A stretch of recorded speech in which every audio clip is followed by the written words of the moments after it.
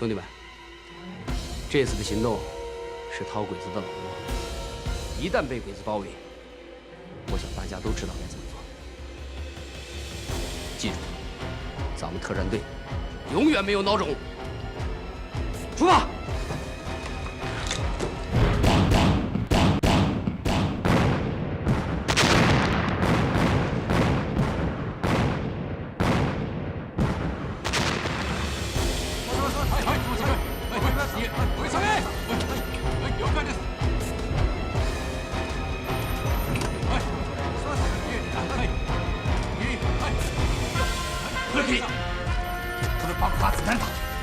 報告します。先ほどの爆発音は駅の方角からでした。駅と通信を試みましたが全く反応がありません。雷駅。早く指導中で連れて駅に応援していけ。はい。おい、早く駅つらけ。はい。はい。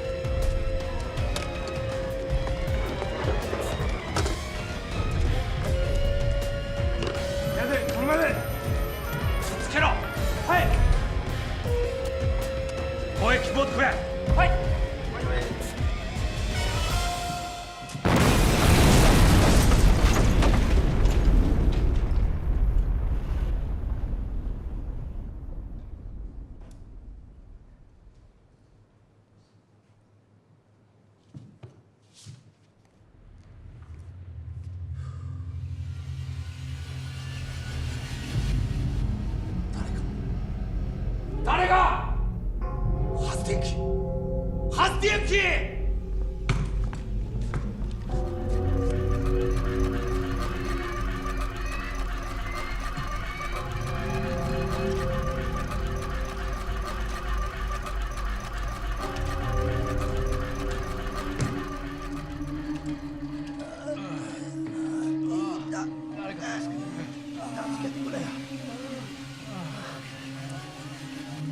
各位，白色营，还各位，怎么样？干得漂亮！时间不多了，撤！走。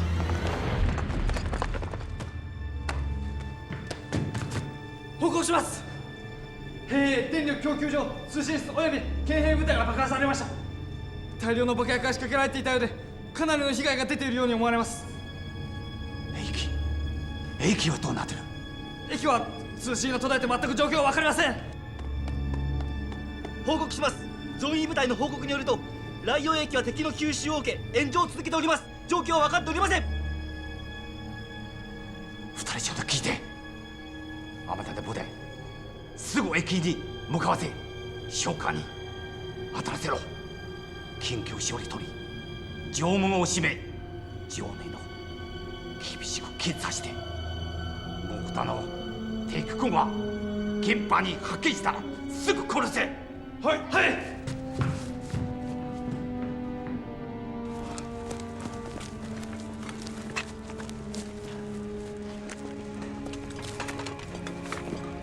报告，按原计划，鬼子的供电站、通信站、兵营和宪兵队都已被我们成功炸毁。 干得好！大家都回来了吗？攻击宪兵队的刘三小组还没有任何消息，其他小组都回来了。什么？刘三小组还没回来？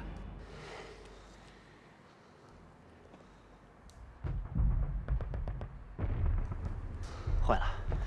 听枪声，一定是三哥他们和鬼子干上了。老周，已经到了预定的集合时间，天一亮，我们所有人就会暴露在鬼子的攻击范围之内。 快做决定吧！这样，我带人回去，一定把三哥他们救出来。对，回去把三哥救回来。队长，下命令吧！队长，下命令吧！下命令吧！下命令！下命令吧！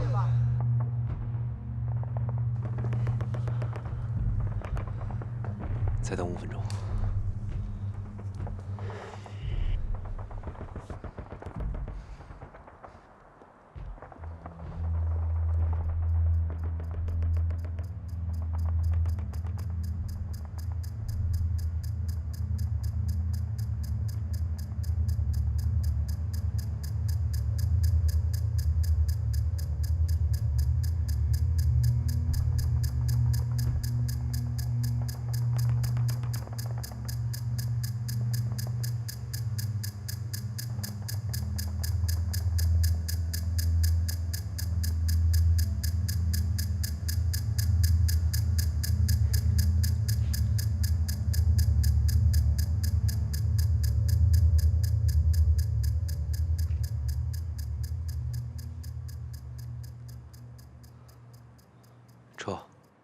队长不能撤呀！三哥，服从命令。再等等吧，队长。再等等吧，队长，再等等吧。等等吧，再等吧，队长。你们以为你们是干什么的？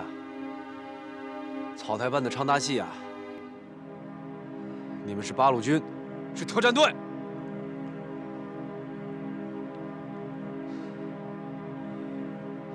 撤。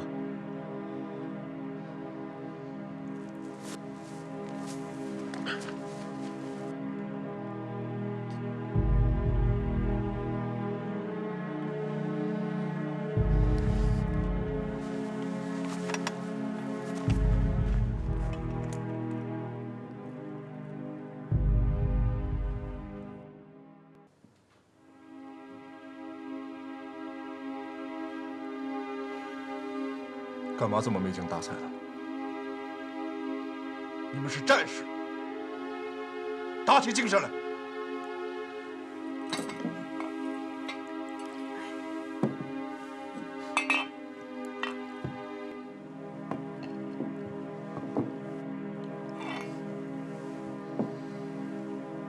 熊武，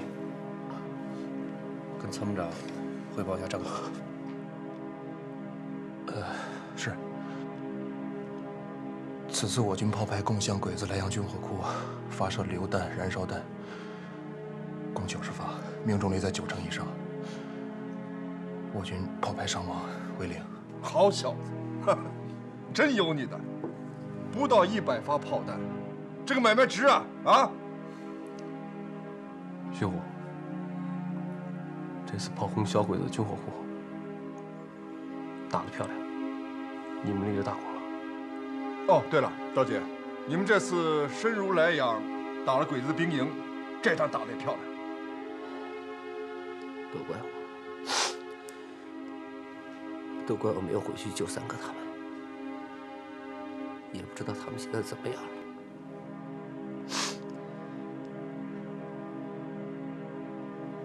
干嘛呢？都干嘛呢？打仗哪有不牺牲的？眼泪给我擦了！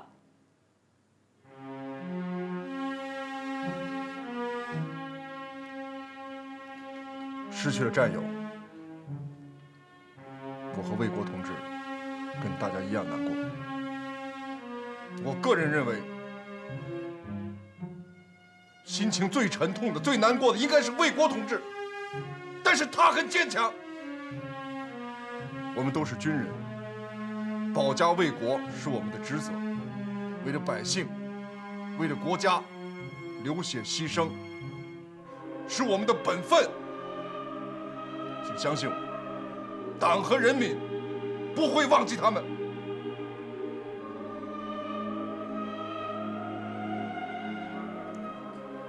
刘三同志的行动小组，3位同志失踪了，但很快会有新的同志加入到我们的队伍当中来，和我们一起战斗。希望大家鼓起精神来。赵建、徐虎，同志战士们休息。马上会有新的战斗任务交给你们。同志们，回去休息吧。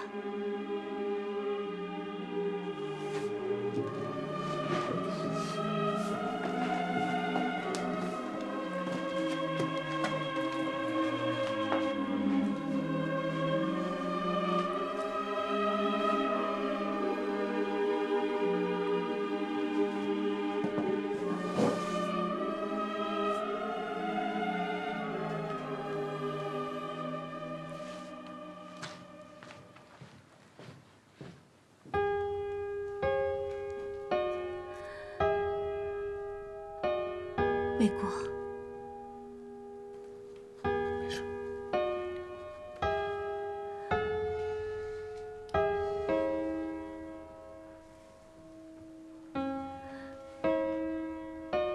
你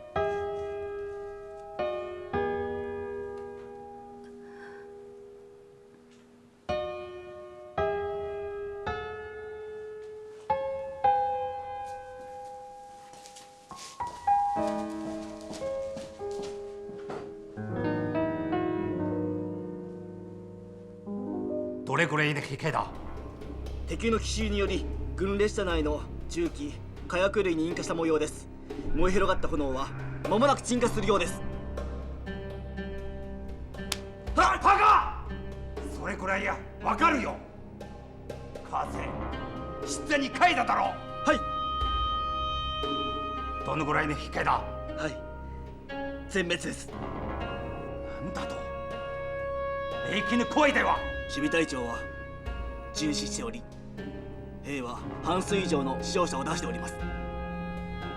誰か我が国に恐れたんだが。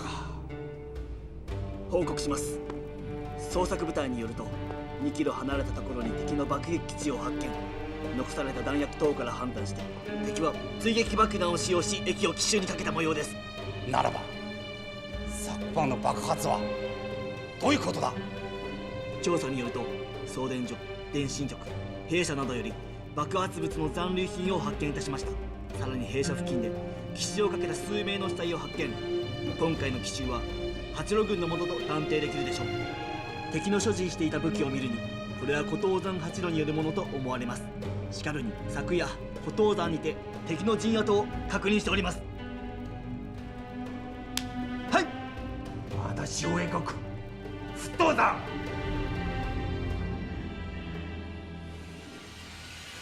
からのつ沸騰山潮江国この世から返してやる。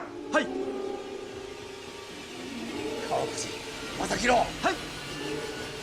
明日人数集め自分湖から沸騰山まで攻撃しろ。はい。命令。はい。三角二砲部隊三者凡隊大砲中隊筆艦隊および一個下新墳湖から沸騰山まで攻撃せよ。大砲も攻撃する。清原国軍が八路軍助けられないため攻撃する。はい、わかりました。今回の作戦は5000人増えるから必ず1週間以内沸騰山の八路軍は全滅させ。はい、必ずや全滅させます。队长，队长，队长，你看看谁回来了？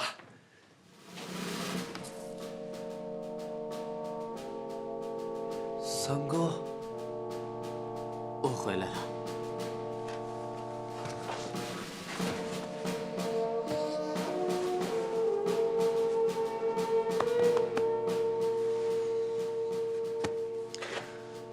三哥，我就知道你明白。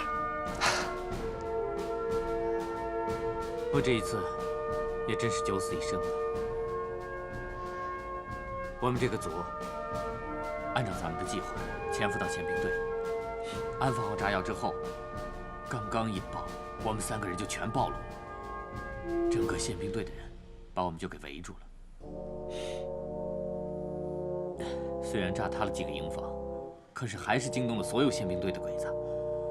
晚上我们就被包围了。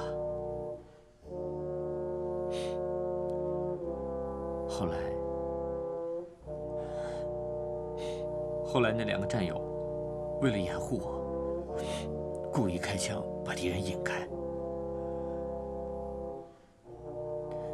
那2位兄弟是汉子，到死也没给敌人留下完整的武器。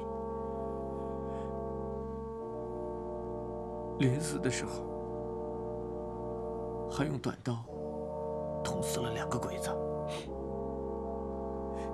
我他妈没用啊！眼看这2兄弟活活让日本人烧死，我救不了他们。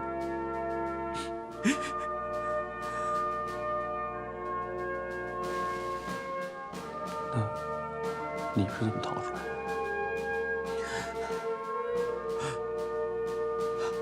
后来我在宪兵队里躲着，躲到了天黑。第2天早上，他们还在搜查，看没人了，也就放松了警惕。躲到第2天晚上，我趁着乱我从北门墙爬城门出来了，最后按照我们撤退的计划往回走，在路上还遇到了几队日本兵，所以到现在才回来。回来就好，回来就好。去看看兄弟们吧，他们看你回来一定很开心的。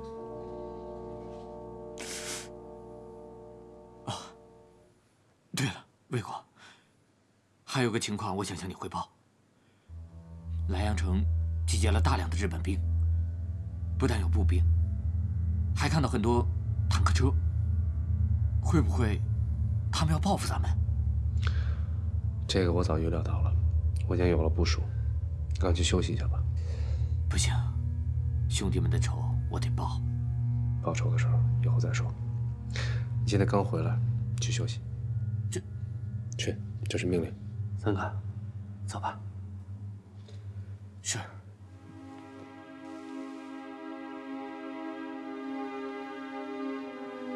小姐，照我刘三好好休息。好。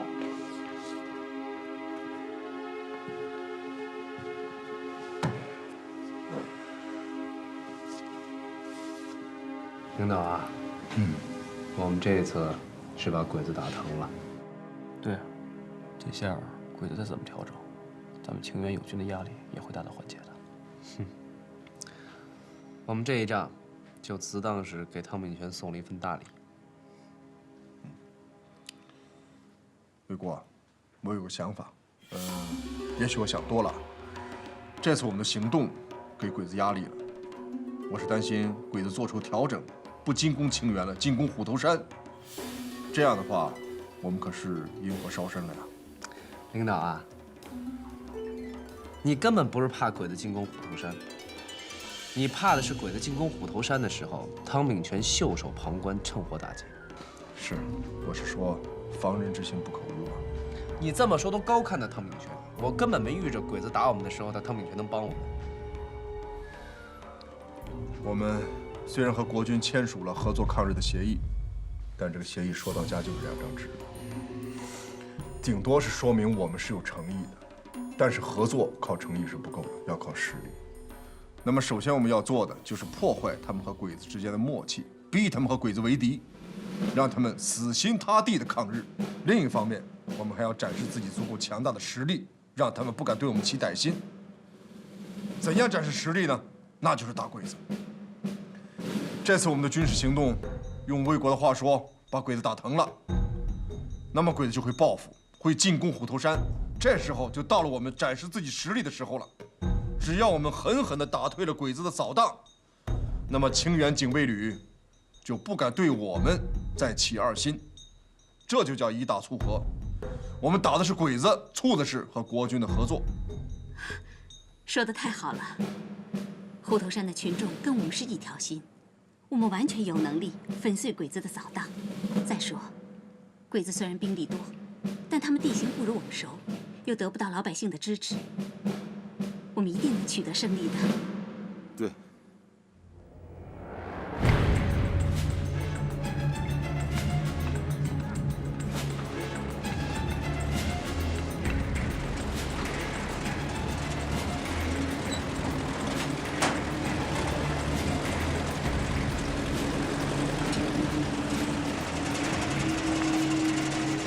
川口隊殿、ここは岐阜口になりますが、ここまでしかお通しできません。分かった。各隊集合。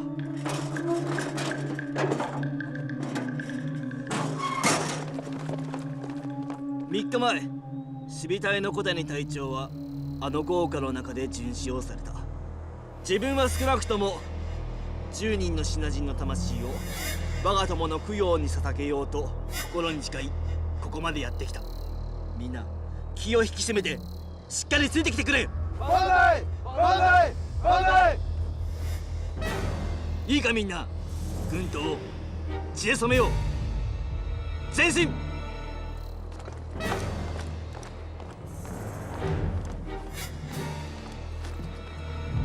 呸！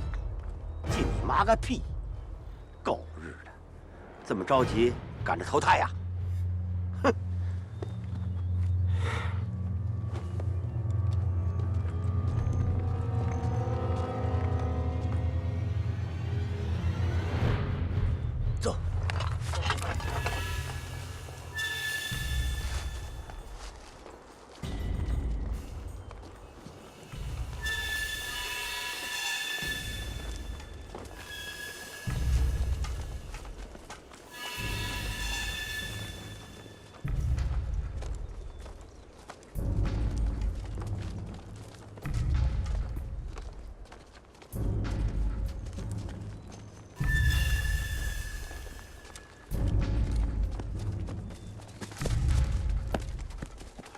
報告します。前方は2手に分かれております。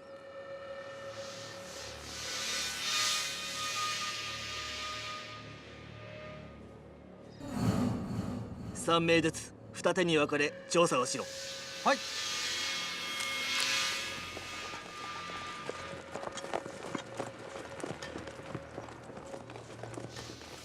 警戒を解いてはならん。この場で少し休憩をする。休憩。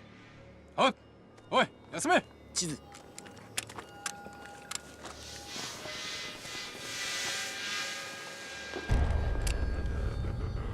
看起来倒是像模像样的啊！大哥，您乐什么？大哥，我听当地人说过，这个地方叫石门口，左边那条岔道就是通往赵庄的，往东北走4-5里是个灌木林，那是个易守难攻的地方。过了灌木林，再往北走20里就是赵庄了，右边那条道好走多了。走出去7、8里就是个村子，好像是叫李陇村。哦，哎，大哥，您都知道，跟皇军说一声。狗屁！黄是他的，又不是老子的。日本人看不起我，不给我好脸色，我凭什么告诉他？他不是爱探路吗？让他找人探个够吧。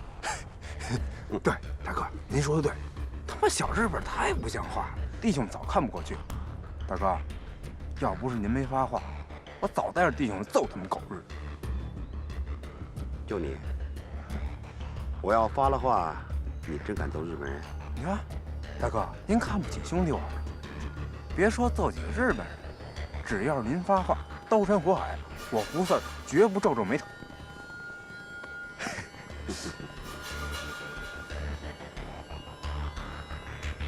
左側の山道行くぞ。目を出せ。報告します。長官殿、報告によれば左側の道は険しく、行軍には適さないと思われます。どうしましょうか。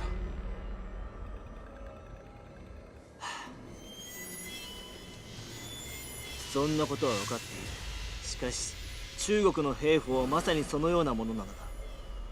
我々が左側の方を困難だと思えば、敵もまた同じようにそう思うはずだ。ならば自分は敵の裏をかいてみせる。信じてついてこい。長所には必ずつける。奴らの寝首をかいてみせるわ。分かったか？はい。ええ、分かりました。おい、進め。行くぞ。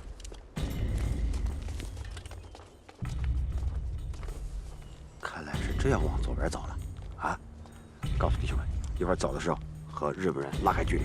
哎，大哥，为什么呀？小子，你也不想想，虎头山的八路要这么容易对付，日本人也不至于打这么多年，现在还叫我们来扫荡。清风寨周老大派人说瞎话了，说八路啊，只对日本人狠，对我们这样的，只要不祸害老百姓，多半是手下留情的。人家八路给咱留了路，咱自然不能不领这个情。离日本人远点儿，一是不要妨碍他们办事儿，二来呢也是为了咱们自己弟兄好，明白吗？哎，嘿，走。走。报告，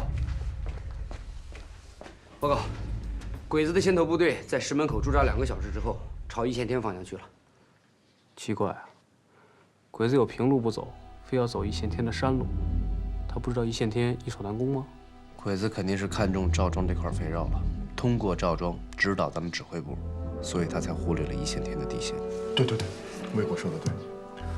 鬼子加北军一共有600-700人呢，咱们一线天只有县大队的1个连，加上2个区小队。哎，用不用派1到2个连去支援一下鲁振明啊？鲁振明要是连鬼子的先头部队都挡不住，县大队长他别当了。我给他发那么多弹药，摆设啊！赵杰，通知鲁振明大队长，让他充分利用地形，层层阻击打击鬼子。如果实在万不得已的话，可以用炸药炸毁悬崖，堵住路。记住，部队不允许冲锋。是。可惜啊，可惜了咱们在李陇村摆的地雷阵，浪费了。厨子，不浪费，一点也不浪费。你相信我，他们一定会走回头路。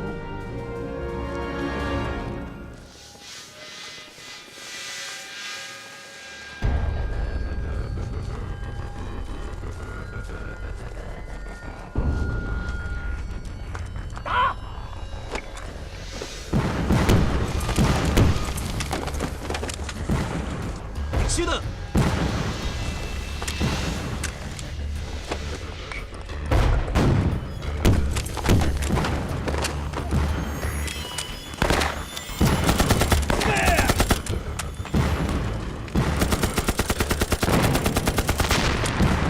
第二小隊再度進行。はい。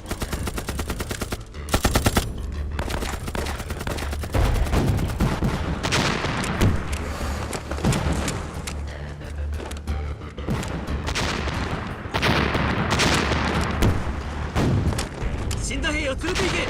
撤退だ。はい。看，鬼子被我们打跑了。找啥？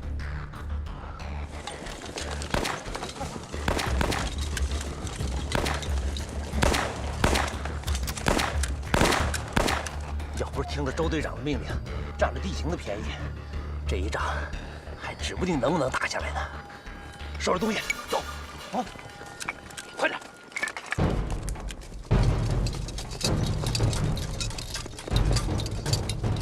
報告します。前方には異常ありません。行くぞ。はい。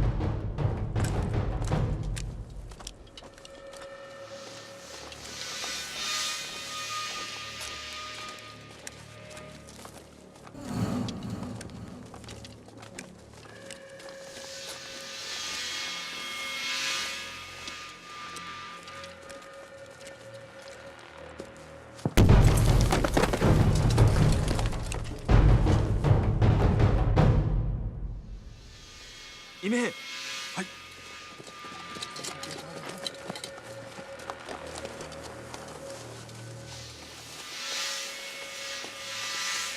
慌てるな。八郎の手製の地雷だ。効果は見えている。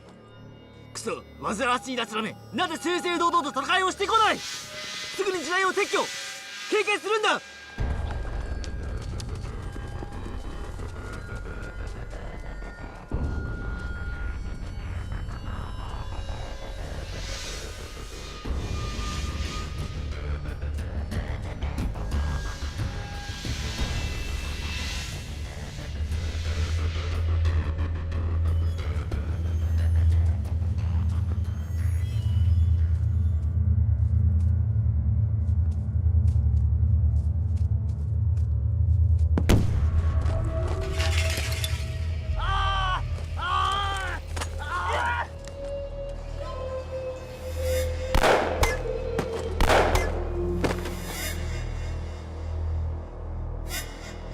すぐに煙幕を撃て。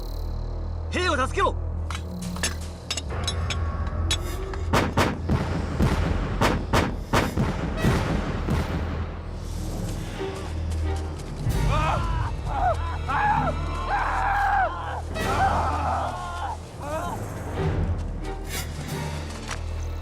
指揮官殿、投機制です。投機の地雷を使うとは探知機にも反応しないわけだ。手を使い撤去せよ。はい。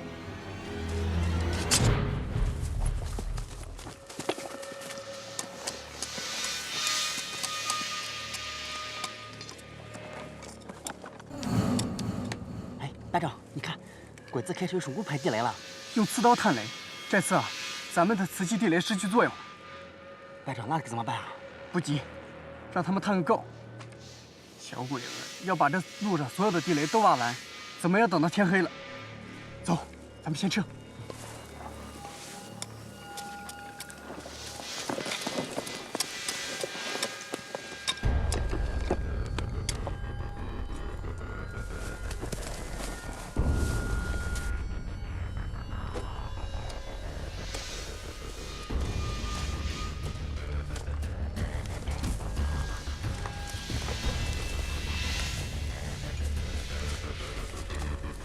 情况就是这样，鬼子想从雷区出来，怎么也得等到天黑了。我知道了，下去休息。是。队长，你打算怎么对付这个坏鬼子？鬼子今天被咱们折腾得不轻啊，怎么也得好好睡上一觉。传我的命令，部队开拔，隐蔽接敌，去利永村。是。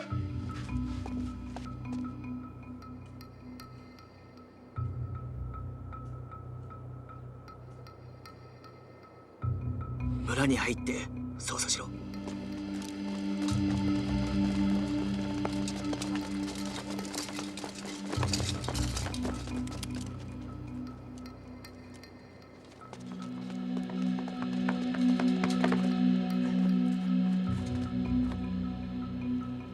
全軍出立。異常がなければ野営をするぞ。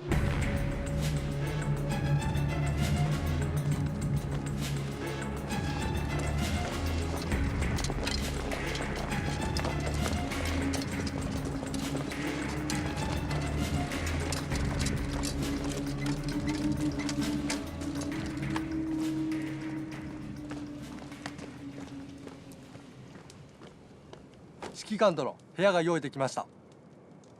よし、部隊に命令。警戒を緩めるな。はい。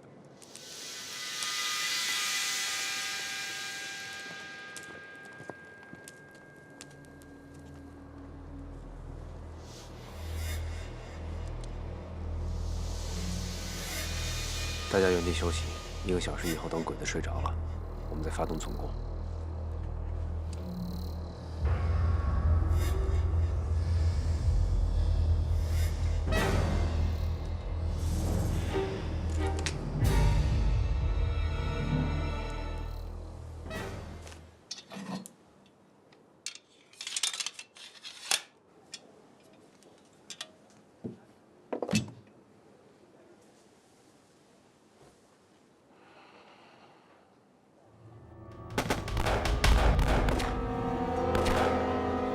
敵が来たか。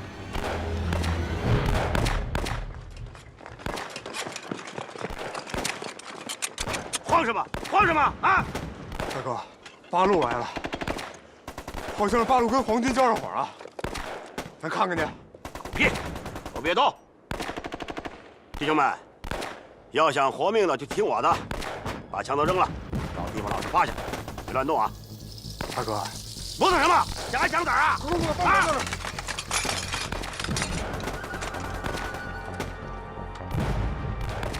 狗日的小鬼子，你自己慢慢打去吧。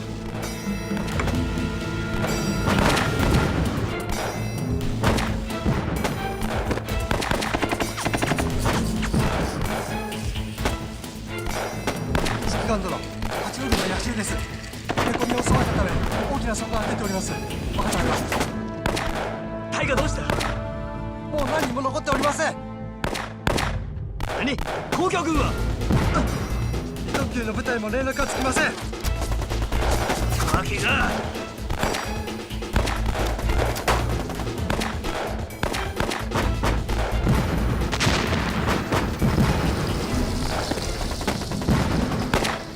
中隊長、我々はすでに八路に包囲されています。どうすればいいでしょうか。どうぞ。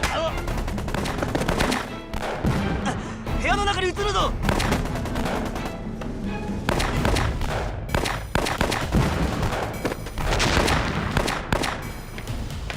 戸を閉めろ。はい。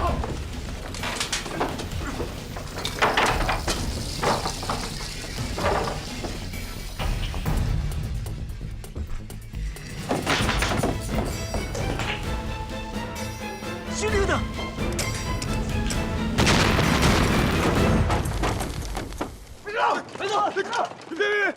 别开枪！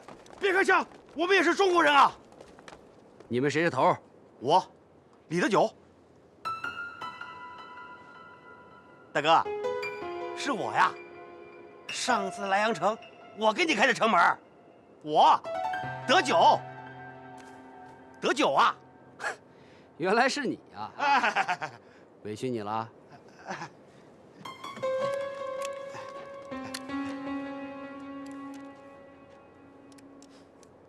兄弟们，把他们都给我看好了。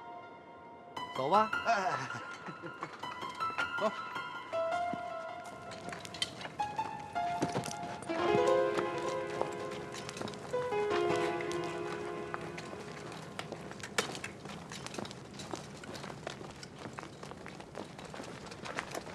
报告，我们刚刚在村东头俘虏了一伙伪军，这是他们的头头，叫李德九。你就是李德九啊？小弟李德九，久仰周长官大名。小弟来阳城也是混口饭吃，素来不敢跟虎头山的八路弟兄作对。刚才我可是一枪都没放过，请周长官高抬贵手。看来李团长在日本人那儿当差，活得还挺快活。不敢。小弟也是中国人啊，当伪军那也是被逼无奈。对了，清风寨周老大和小弟也是好兄弟。上次他深夜来访，让我做内应，我还给这位八路兄弟开过城门。没错，上回在莱阳县城给我开城门的就是他。李团长，你自己也说了，你是一个中国人，中国人该干什么事儿，你心里是知道的。日后自己该怎么做，心里掂量着点。啊，是，小弟明白，小弟明白。小弟以后就是贵军在莱阳城的内应，贵军有什么需要，尽管吩咐，我一定照办，我一定争取立功。好，带着你的手下回去吧，记住，说是逃回去的。哎，是，哎，请。等一下。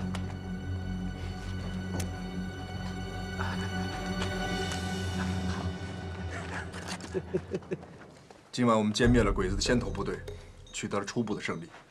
但据我分析，鬼子的后续部队马上会赶到的，所以我们将面临更加严峻的考验。政委说的对。根据三哥和被俘伪军提供的情报来看，日军这一次对我们的进攻很可能会出动坦克，所以我们要提高警惕。我们要做好反坦克战的准备。张杰，到。你火速集合部队，到李陇村以东5里的地方埋设地雷，阻击日军。是。等等，怎么了？炸坦克的任务交给我吧。你怎么？信不过我？那好，说说你的想法。地雷只能阻止坦克进攻的速度，不能给它致命的打击。有了上次七分口的战役，我认为鬼子会注意步兵和坦克的协同作战，所以我们的地雷和步兵很难对付敌人的坦克。我有一个新式武器，可以拿出来试试，但是我需要伪国配合我，把坦克引诱到指定位置。这儿。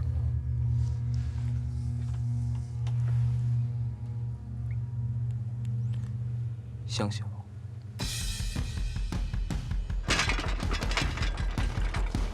跟上，快跟上！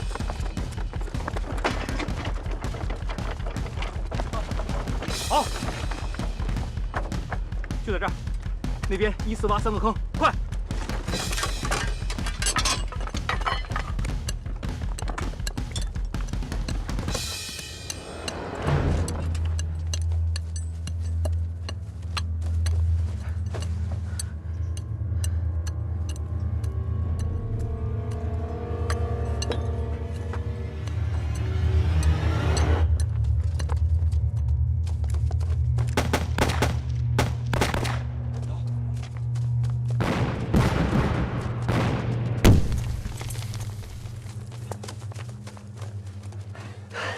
坦克来了，注意隐蔽。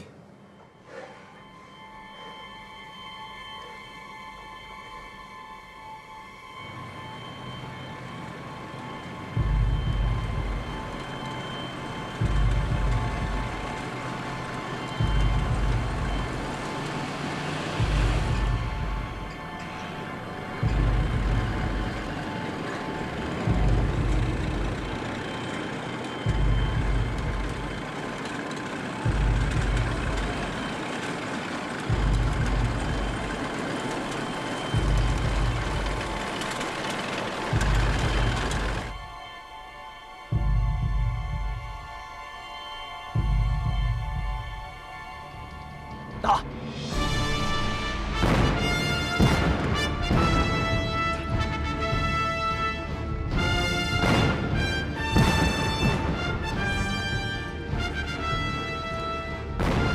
边打边撤，把鬼子坦克引过来。是。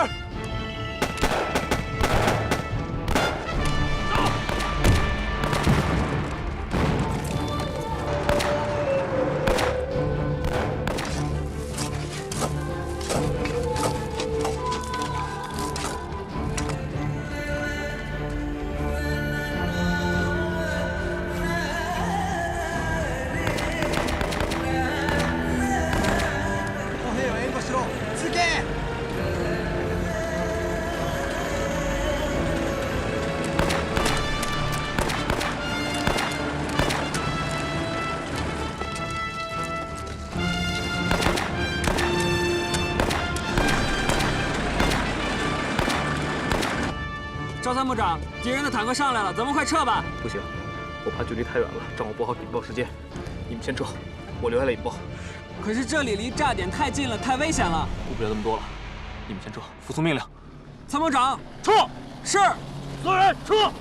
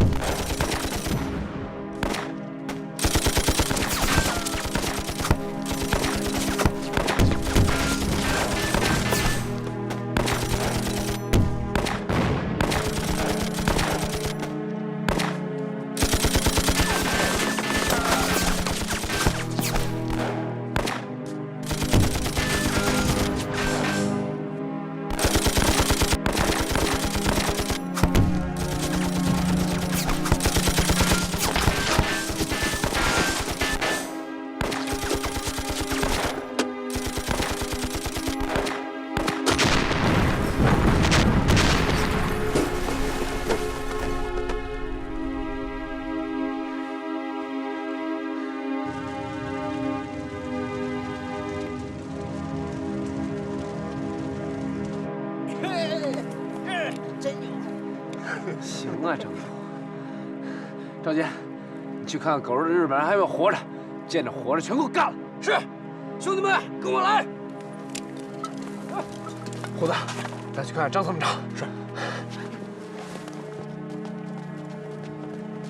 参谋长，参谋长，张楚，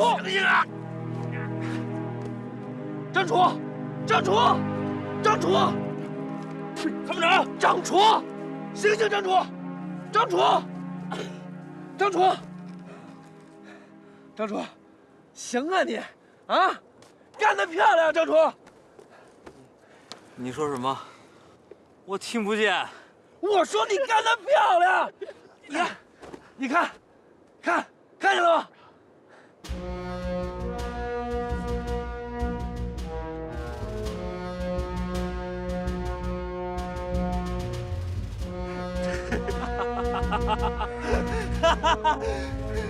活该！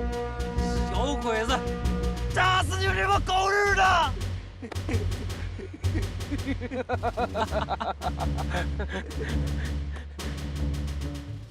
哎，哥几个，觉不觉得今天这仗打的才叫个痛快啊？有点意思，痛快。哎，弟兄们，我在想到一人呢，咱们这个张参谋长是个人物，有点意思。哎，你看他平时啊戴着这黑边眼镜，小眼睛滴溜溜乱转，活像一私塾里的教书先生。哎，他打起仗来，那是一个不含糊。你说，你看啊，这鬼子的王八壳子哪儿都硬，就是这肚子底下吧，它软和。结果这张参谋长就用那105榴弹炮做地雷，炸的这王八壳子砰一下，就这样，你知道吗？就连我这老炮儿都得佩服。定了。话说这张参谋长啊，那天打仗的时候，他离炸点太近，等这小鬼子的坦克车开过来一炸，他整个人被这气浪给掀翻了。等他爬起来的时候，你知道他像啥？像啥？你别笑，我快睡啊！活像那个掏煤窑的。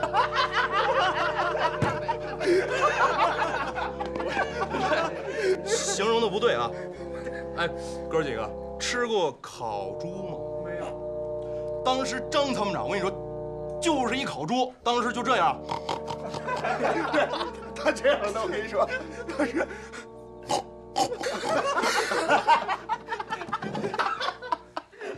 哎，那个大力，哎，你刚才说张参谋长被炸成什么样来的？你学的特像，来，再来一个，再来一遍，快！别让他听见了，啥？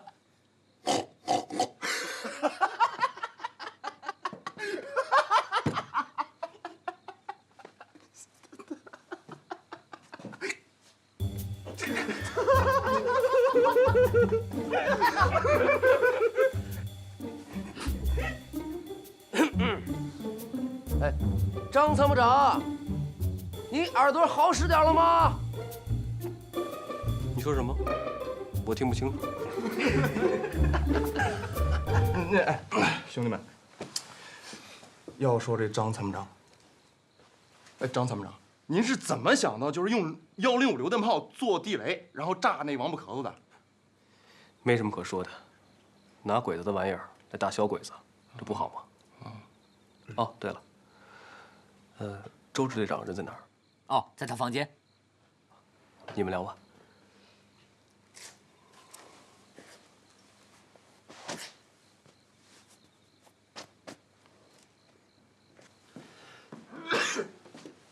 大力，大力，哎呀，大力，哎呀，大力再学一个，再学一个呀。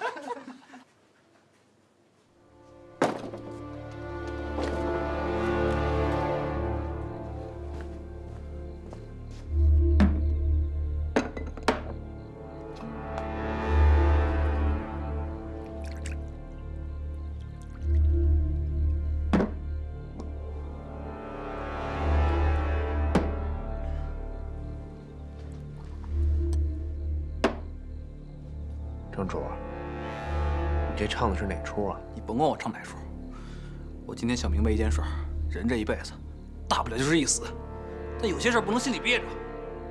你知道我今天为什么找你吗？我告诉你，周卫国，我今天要揍你。我知道，凭我张楚这点本事，我打不过你，但就是打不过，我也得跟你试吧试吧，我要跟你拼一把。站起来！站起来！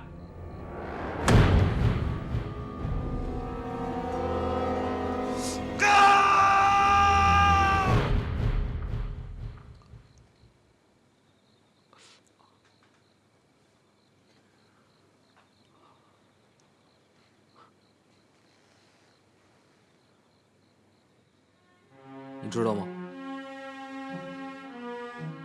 我问陈怡了，他直接把我给拒绝了。哼，他告诉我，他心里只有一个人，这个人叫周卫国，不是我丈夫。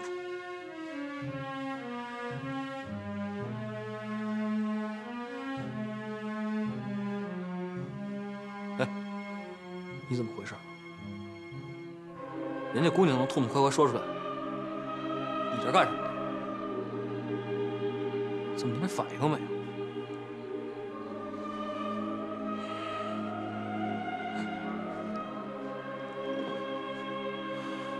如果你能把我打成这样，我估计别人也欺负不了他。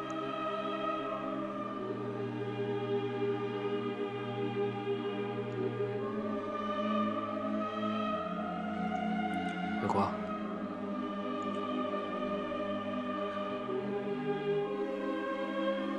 我没什么要说。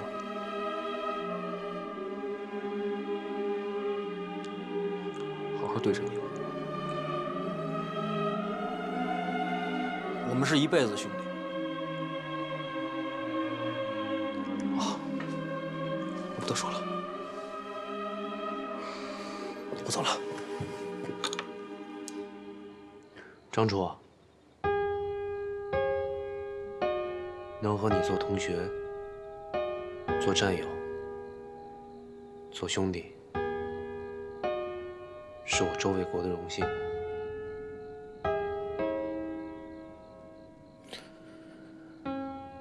能跟你做兄弟，真好。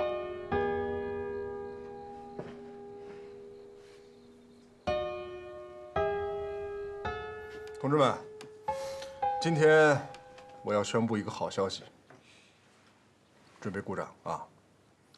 经过大半年的反扫荡斗争，进攻我根据地的日伪军已经全部撤走，鲁中根据地反扫荡胜利结束。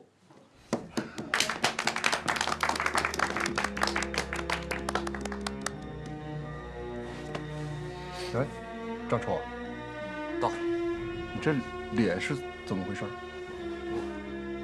啊，那个昨天晚上去我那儿喝酒，喝多了撞门框上了。对，撞门框上。撞门框上，荒唐！你没有酒量，喝什么酒嘛？啊，同志们，不能盲目乐观啊！大家看，日伪军虽然撤走了，但是在我根据地的四周修筑碉堡、设立据点，还挖了封锁沟，这是试图困死我们。他们管这叫囚笼政策。我们根据地现在仅缺乏衣物、粮食和药品，所以要尽快展开对敌斗争，粉碎他们这个囚笼政策。报告，报告政委，邱民同志来电。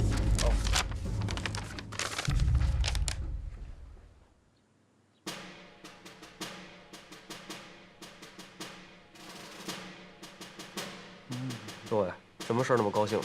念出来给大家听听吧。好事成双啊！上级决定将虎头山游击支队扩编为独立团。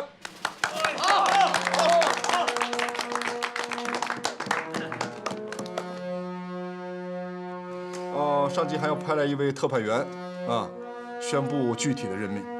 汇报。这下好啊！扩编以后，我们的队伍又该壮大了。对，说得好。其实我觉得呢，这大半年来，咱们游击支队的战果是摆在这儿了。我们缴获了很多日军的物资，我们弹药很充足啊。而且我们各级的军官都经过了教导大队或长或短的培训，所以我觉得上级对我们的扩编应该是顺理成章的事情。这么简单的事情，发个任命电报不就行了吗？何必派什么特派员过来呀？这事儿简单啊，我们游击支队的成绩太突出了，所谓耳听为虚，眼见为实嘛。人家就怕盛名之下，其实难副，所以派个人来看看。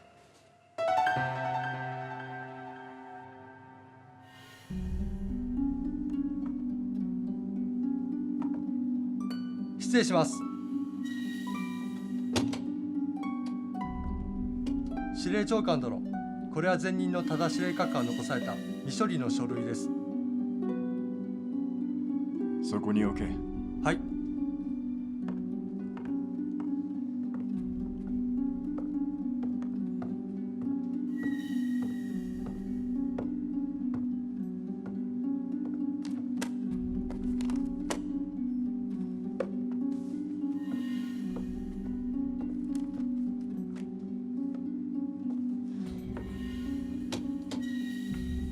田、お前気楽だな。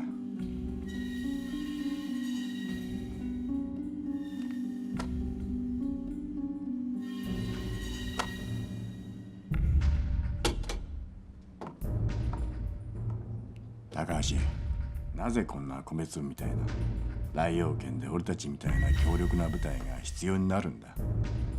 強い兵力がそんなに必要か？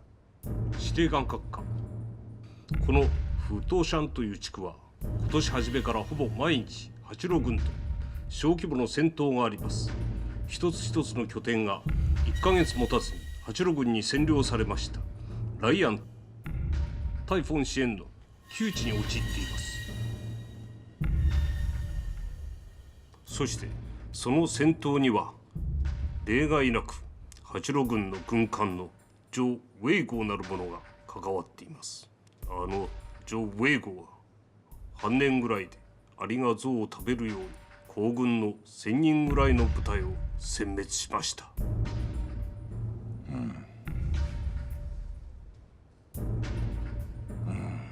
奴は一体何者なんだ。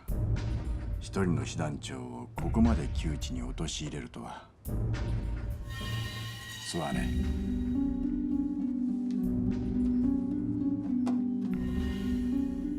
閣下、ここにジョ・ウェイゴーに関する報告があります。ご覧ください。読め。ジョ・ウェイゴー、年齢28歳、出身不詳。ただ名門の家柄である可能性が大きい。教育、1932年から1935年まで中国中央陸軍軍艦学校に兵科に入学しました。この前も高等教育を受けたようです。1935年から1937年までドイツのベルリン軍事学院に装甲兵科に入学しました。作戦経験としては孫風海戦、南京兵役、これを経験しております。個人能力として言語能力が抜きん出ているようです。日本語、英語、ドイツ語を習得し、機敏な考えを持ち、新しい物事に抜きん出て能力を持ちます。剣道は少なくとも6段のようです。竹下俊、昭和16年10月24日。竹下俊。何日か前に国内から派遣された帝国陸軍大学を卒業した若い軍人です。河北軍の参謀を担当しています。そしてこの竹下俊という者は平凡な人物ではありません。今彼は北進一刀流の師範を務めております。なるほど。軍部はまさかこいつのことを気にし、また我が参謀部に入れるのか？閣下、違います。何か特別な経験が？竹下俊、大正5年に京都の名門竹下家の長男として生まれました。京都の竹下一族か。大したもんだ。昭和7年4月から昭和10年3月まで帝国陸軍士官学校で戦術を学びました。待て。大正5年生まれ、昭和7年、まだ16で陸士に。そうです。続けろ。昭和10年7月から12年7月までドイツのベルリン軍事学院に留学しました。ドイツでの成績はどうだ？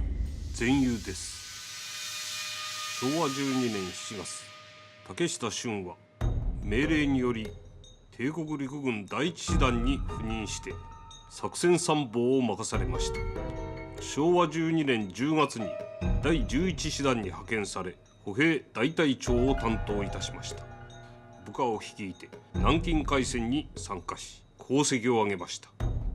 昭和13年11月、帝国陸軍大学に推薦され、昭和14年7月花形の関東軍第一戦車団第三戦車連隊に見事に入りました。ちょうどノモンハン事件に遭遇しました。東戦線で亡くなった戦車中隊長の職務を受け継ぎ、部隊を率いて真っ先にソ連軍を打ち破りました。そしてその後の撤退中、自発的に第三者連隊を援護し、無事に撤退を成功させました。ノモンハン、ノモンハン。閣下。昭和16年9月16日の夜、北進一刀流の師範千葉正夫が病気で亡くなりました。翌日、竹下俊がこの若さにもかかわらず師範を受け継ぎました。10月、竹下俊が帝国陸軍大学を卒業しました。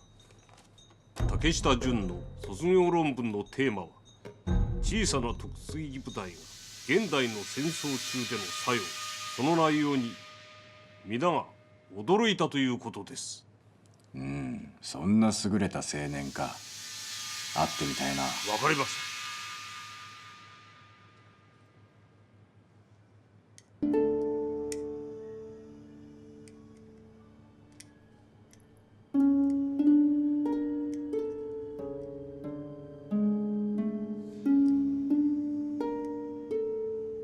周英国、やっと現れたな。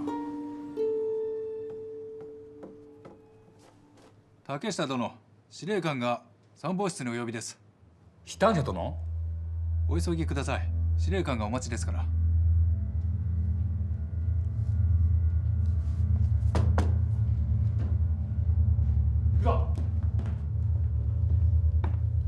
そうか。作戦専門竹下武です。竹下か。入れ。竹下、遠慮はいらん。俺は帝国陸士の第16期、お前は49期だ。帝国陸大は俺が25期でお前が53期だ。いずれにしても俺の後輩だ。それは私の声です。はい、座れ。いけません。座れ。はい。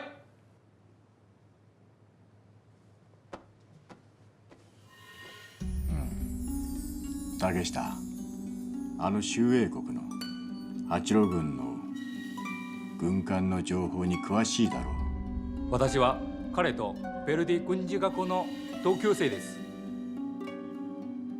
すべての評価の中で君が彼の言語能力が素晴らしいと言ってるが、その通りか。はい、そうです。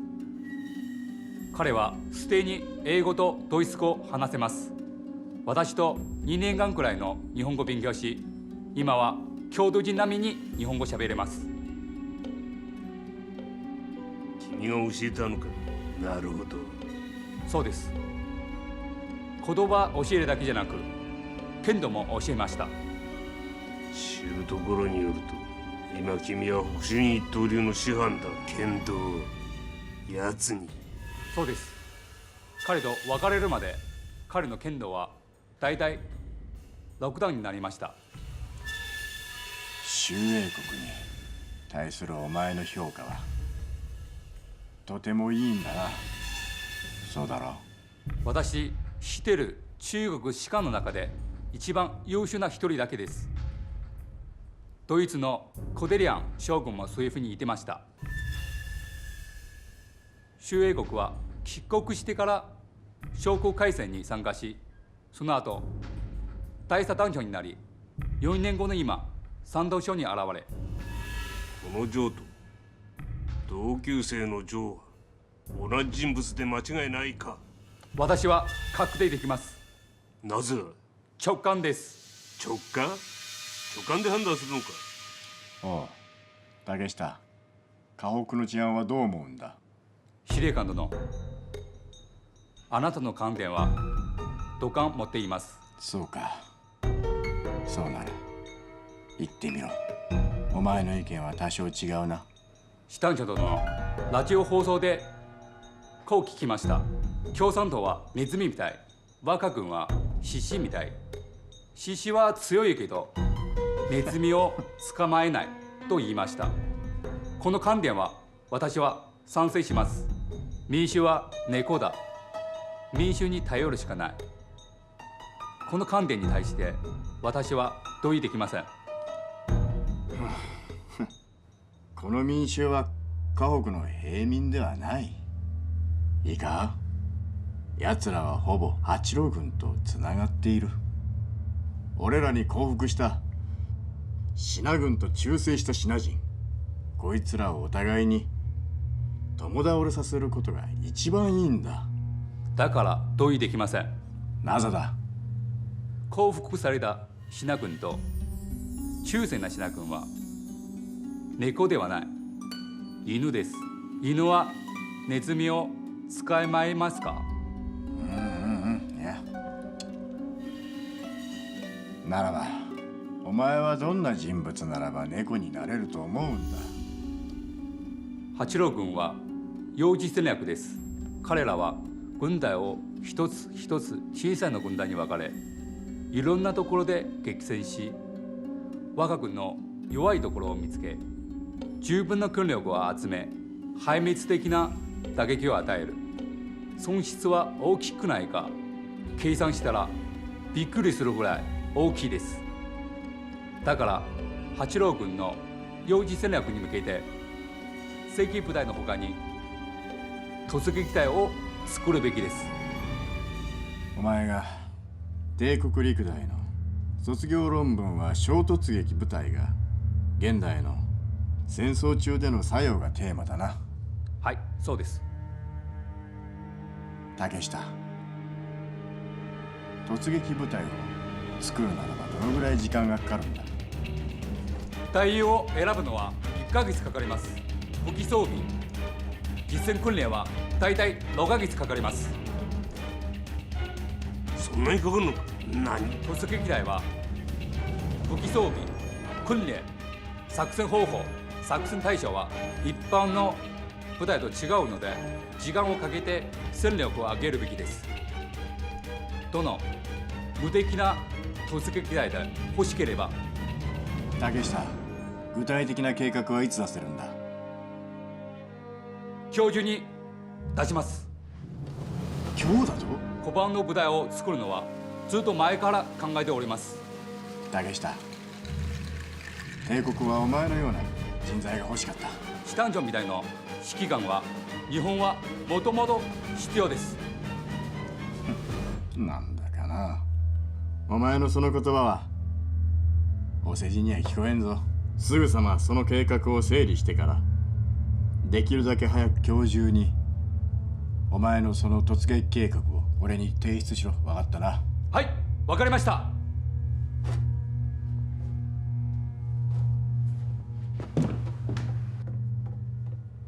本当に任せるのですか。子牛に過ぎん。虎も怖がらん。試してみようじゃないか。1941年12月7日，日本海军偷袭美国太平洋舰队基地。次日，美国对日宣战，太平洋战争爆发。特派员同志，这位是我们虎头山抗日游击支队支队长兼独立营营长周卫国同志。周卫国同志，你好。你好，我叫张仁杰，是上级这次派来的特派员。周支队长的大名，我早在鲁中边区就听说了，真是如雷贯耳啊！张特派员客气了，我给您介绍一下。这位是我们支队的政委李勇同志。你好。你好，你好。这位是我们支队副队长兼参谋长张楚同志。你好，你好。这位是我们直属队特战队的队长赵杰同志。你好，你好，你好。张特派员，一路辛苦，要不要先休息一下？休息就不必了，干革命工作哪能要求那么多？哎，我听说咱们莱阳县委和莱阳县人民政府都在赵庄，咱们不如直接去赵庄吧？也好，请，请。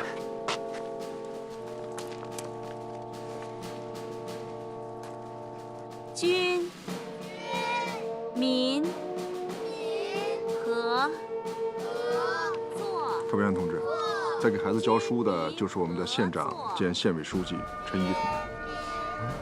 看这个情况，还有1刻钟才能下课。县长怎么能给孩子们上课呢？啊，这是我们根据地自己盖的小学。哦，说起盖小学这个事儿啊，那也多亏了伟国同志，是他提议的。可是小学虽然盖好了，我们这儿有文化的人毕竟不多呀，所以陈一县长亲自给孩子们上课。对了，伟国同志有时间的时候也会过来给孩子们上2堂课。哦，那魏国同志看来是文武双全呐啊！过奖了，10几个字儿，教这帮小孩儿还是够用的。哎，特派员同志一路辛苦了，咱们到屋里坐吧。啊，这边，这边请。走。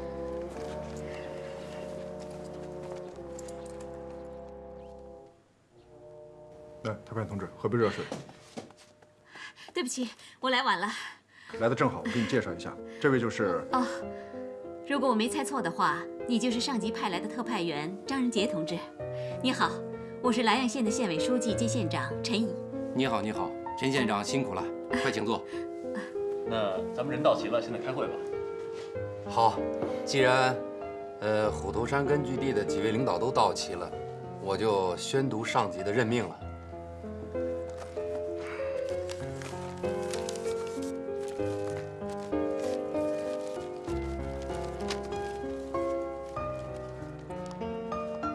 兹批准虎头山抗日游击支队扩编为虎头山独立团原游击支队支队长周卫国同志，任命独立团团长原游击支队政治委员李勇同志，任命独立团政治委员特派员张仁杰同志，任命政治处主任原游击支队参谋长张楚同志，任命独立团参谋长原游击支队副支队长徐虎同志，任命副团长国民革命军第18集团军第115师政委罗荣环。太好了，太好了！这样游击支队扩编为独立团，对于我们虎头山来说是件天大的喜事啊！要感谢上级领导对我们的关怀。是啊，这说明上级对我们虎头山根据地的工作是支持的。感谢上级领导对我们的信任，请放心，我们一定不会辜负领导对我们的期望。虎头山独立团一定会再接再厉，力争新功。以后我就是咱们虎头山根据地的一份子了，希望大家不要把我当外人。特派员既然选择留在虎头山，大家就是一家人。客气的话我就不再多说了。我可以负责任地告诉你，留在独立团，你一定不会后悔。好。特派员同志，时间不早了，我们得回杨村了。哎，周团长，你看张主任刚来根据地，是不是你们在赵庄多待几天？那边有事儿啊，得回去。特派员同志，很对不住你，刚来就让你两头跑。我们游击支队的指挥部在杨村，我们必须赶回去。周团长说的对，我们是应该和部队在一起啊。您要不这样，特派员同志刚来，要不您先在赵庄歇2天？哎，没事没事，不辛苦。我们确实应该和部队在一起。那走吧，出发。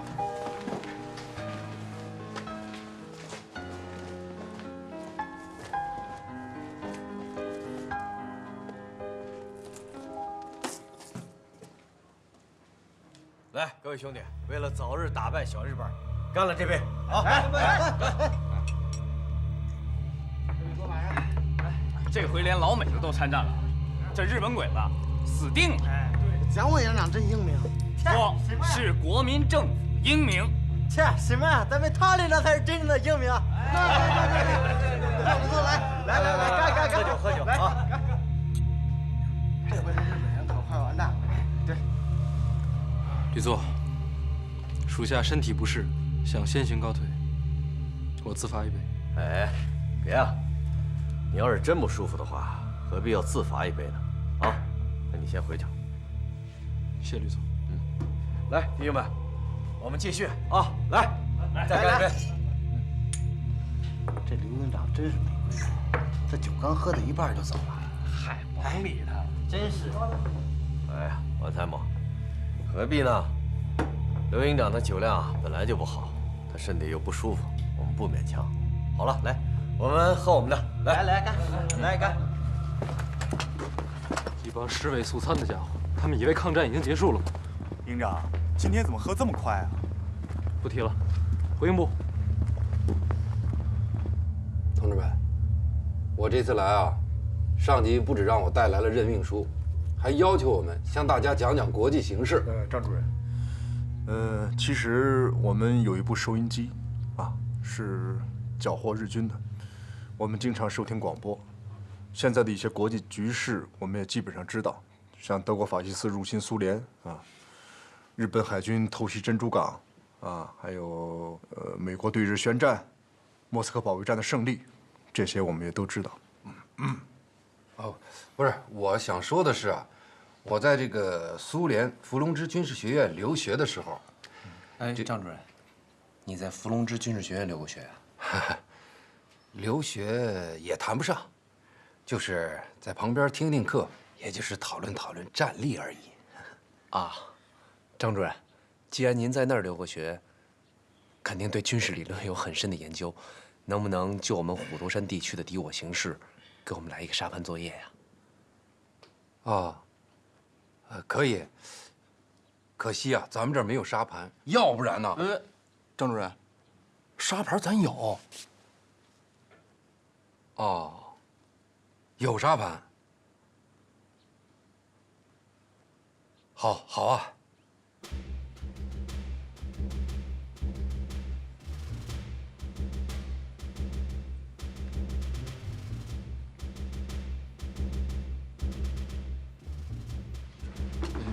张主任，请多指教。好，不，我在伏龙芝学的不是山地化作战。哦，那张主任您学的是？我学的是大纵深立体化战争。那太好了，张主任，我们这帮人也没见过什么世面，在教导队学的也是山地作战，就是平原作战，我们学的也是游击战。您这次来了，给我们也开开眼，让我们也见识见识什么叫大纵深立体化战争。这个所谓的大纵深立体化作战啊，就是大兵团的机械化战争。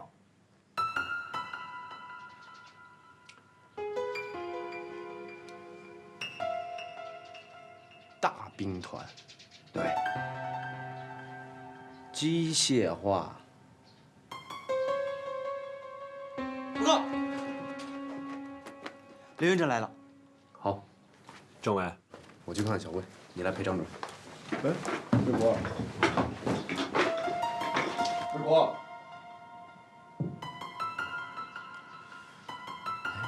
李政委，这个刘营长是什么人？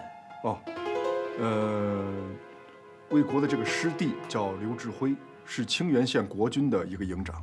国军的营长，随便出入我们的根据地，这恐怕有些不妥吧？是这样，这个刘营长呢，为人很豪爽，很仗义，送了我们很多的武器弹药啊，而且他们的防区我们也是可以随便进出的。为人仗义，干革命工作怎么能讲江湖义气呢？哎，对了，刚才你说这个刘营长是周团长的师弟，这是怎么回事？是这样的，这个刘营长刘志辉是黄埔13期的，魏国呢是黄埔9期的，所以这个刘志辉管魏国叫学长。周团长是黄埔军校毕业的，周卫国是黄埔军校毕业的，黄埔军校毕业以后又去德国军校留学了2年，然后回国当了中央军第87师的团长，是南京沦陷以后，魏国才北上参加我们八路军的。那我们还是一块儿去看看吧。那好，进来。報告。入れ。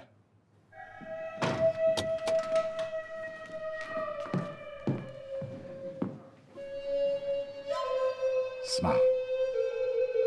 お前に6ヶ月の時間を与えることができん。太平洋戦争は始まった。大本営は河北方面から部隊を派遣し、河北の治安をすぐに回復させろ。お前の突撃部隊を必ず活躍させろ。お前の一番の任務は周英国率いる八郎軍を壊滅することだ。すべての作戦の準備を3日以内だぞ。はい、突撃隊の準備はできました。軍車は11時前に着く。お前の部隊は本日12時に出発をしなくてはいかん。三島来陽歩兵独立混成団の参謀長を任ずる。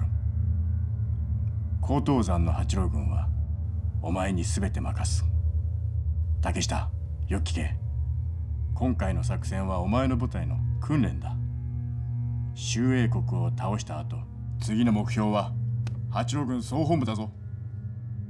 帝国はお前の活躍を期待しているぞ。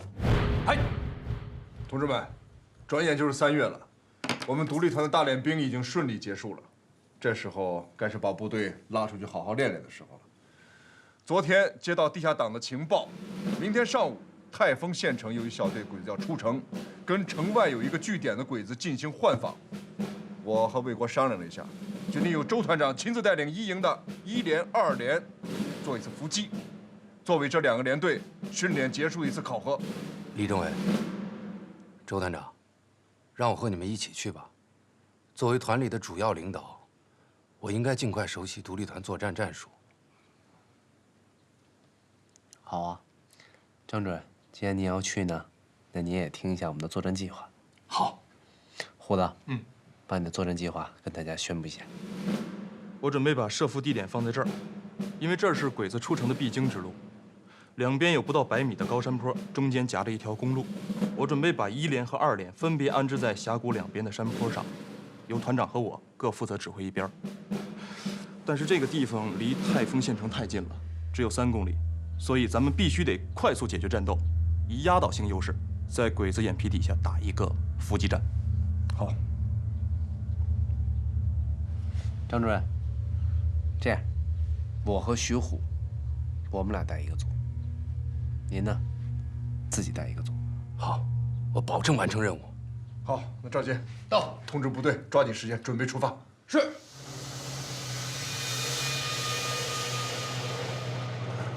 鬼子来了，果然是一个满编小队，准备战斗。是，准备。所有人记住，等鬼子汽车进入雷区再开火。明白。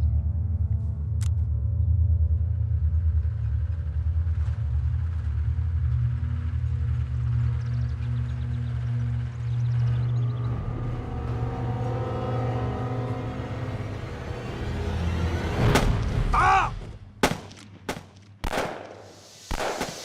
谁命令开枪？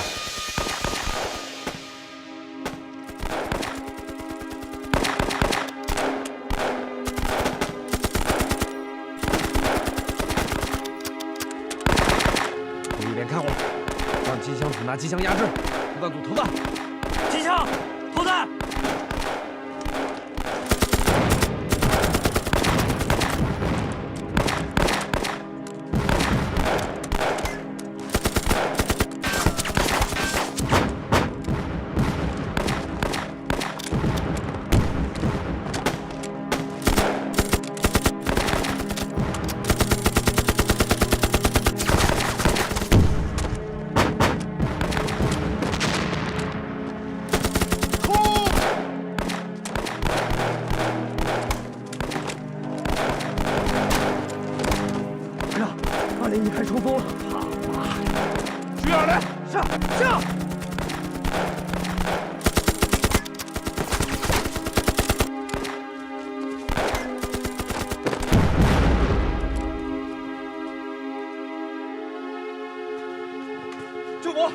手扶，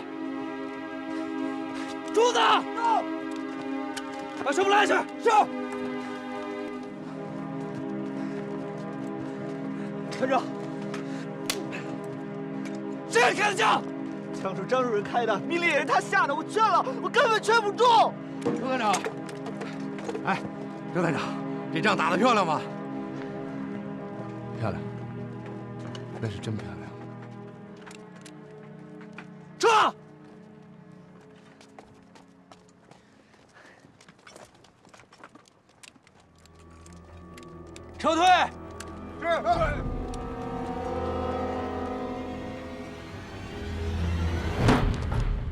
张仁杰同志。